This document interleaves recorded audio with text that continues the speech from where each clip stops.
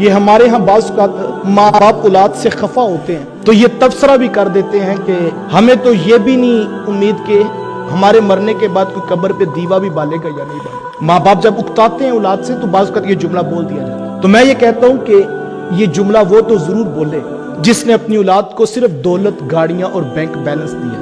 اس کو تو ہوگا شک کہ اس کی اولاد آ کر دیوا بالے یا نہ بالے، چونکہ ان کے پاس نوٹ ہوتے ہیں تو وہ بڑا کریں گے تو کیا کریں گے کہ سنگ مرمر کے ساتھ اس قبر کو پکا کر دو۔ وہ قبر کے اوپر دیوا روزانہ بال بھی لیں تو کوئی فائدہ نہیں، لیکن وہ شخص مطمئن رہے جس نے اپنی اولاد کو 5 وقت کا نمازی بنایا۔ قبر کے اوپر دیوا بلے نہ بلے، جب ماں کا پتر نماز پڑھے گا قبر کے اندر روشنی کا چراغ جلے گا۔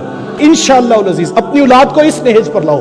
5 نمازیں اور 48 رکعتیں، جب 2 رکعتیں پوری ہوں گی پتر بیٹھ کر جب سلام پھیرنے لگے گا، رب کی نماز بعد میں مکمل ہوگی، پہلے کہے گا ربنا اغفر لی ولی والدی، مالک مجھے بھی بخش دے اور میرے ماں باپ کو بھی بخش دے۔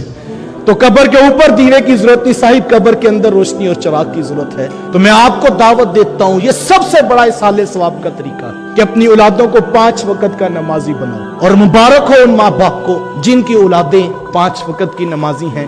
کل کو ان کے پیچھے روزانہ 5 مرتبہ دعاؤں کا سلسلہ جاری رہے گا۔